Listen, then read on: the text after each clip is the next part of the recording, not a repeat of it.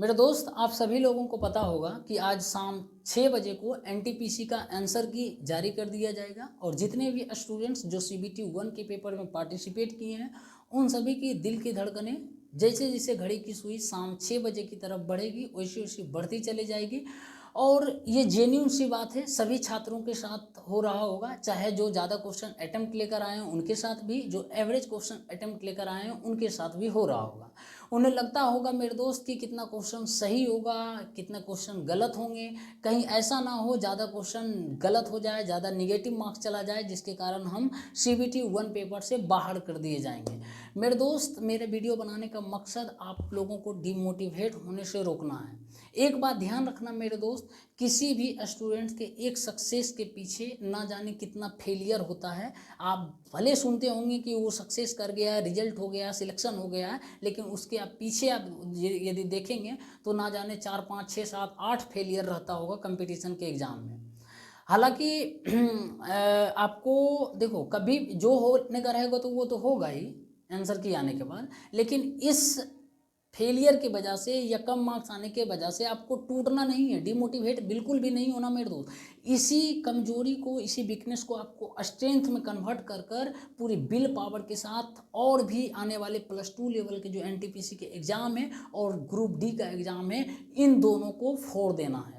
इसी कमजोरी को अपनी स्ट्रेंथ बनाकर मेरे दोस्त, ठीक है ना, पूरी मेहनत के साथ, शिद्दत के साथ कसम खा लेना कि इस बार फेल हुए हैं लेकिन अगला बार जो है +2 लेवल का चाहे जितना भी वैकेंसी क्यों ना हो, चाहे ग्रुप डी का लेंगे तो लेंगे सिलेक्शन इस बार, ठीक ना। देखो, डिमोटिवेट होकर क्या करोगे मेरे दोस्त, खुद को कमज़ोर करोगे, पढ़ाई कर भी नहीं होगा अच्छी तरीके से, फिर क्या होगा, कुछ होने वाला नहीं है ना।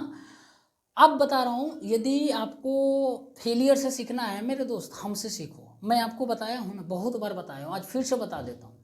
मैं 3 बार एसएससी सीजीएल के मेरिट लिस्ट में छट रहा हूँ, कभी 4 नंबर से, कभी 7 नंबर से, कभी कुछ और नंबर से। एक बार सीएचएसएल में 0.75 मार्क्स से मेरिट लिस्ट में छटे हैं, और सब मेरिट लिस्ट की बात कर रहे हैं, ठीक है ना, फाइनल जाकर छटना। 0.75 मार्क्स से सीएचएसएल में 1 नंबर से भी कम मार्क्स से छटे थे। रेलवे ग्रुप डी का एग्जाम नौकरी छोड़ के चले आए। एमटीएस अभी पिछले ही साल छोड़े थे, ठीक है ना।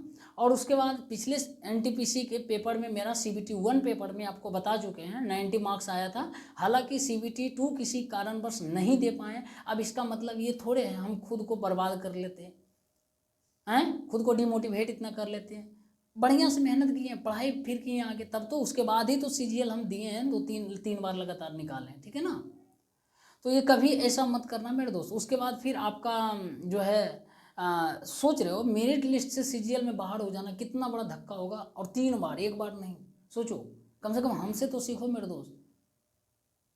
और हम छोड़े नौकरी बोलोगे, बहुत लोग क्यों छोड़े मेरे दोस्त, पता है ना किस लिए छोड़े। 3 बार छट रहे थे मेरिट में सीजीएल में, और मेरे मन मुताबिक सिलेक्शन नहीं हुआ था, नौकरी नहीं मिला था, जिसके कारण हम छोड़े।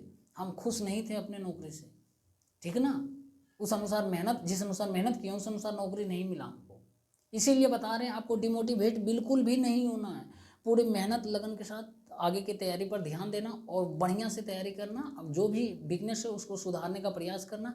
मान लिया आज किसी का मैथ नहीं बना है एग्जाम में, तो मैथ पर ध्यान देना। रीजनिंग नहीं बना, रीजनिंग पर ध्यान देना, या कोई खास टॉपिक नहीं बना है मैथ रीजनिंग का, उस पर ध्यान देना। जीके जीएस नहीं बना, उस पर ध्यान देना। करेंट अफेयर नहीं बना, उस पर ध्यान देना। लेकिन आप अपनी वीकनेस को स्ट्रेंथ में बनाओगे तभी रिजल्ट होगा। और एक बात याद रख लेना, कभी टूटना मत। एक एग्जाम में रिजल्ट नहीं होता क्या होगा मेरे दोस्त, सबसे बड़ा ध्यान रखना, आपकी सबसे बड़ी संपत्ति जो है ना आपका शरीर है, आपका स्वास्थ्य है। इससे बड़ा कोई परीक्षा नहीं, कोई एग्जाम नहीं, कोई नौकरी नहीं, कोई पैसा नहीं, कोई रुपया नहीं है, ठीक है ना। सबसे बड़ा धन यही है, हेल्थ इज वेल्थ बोला जाता है ना।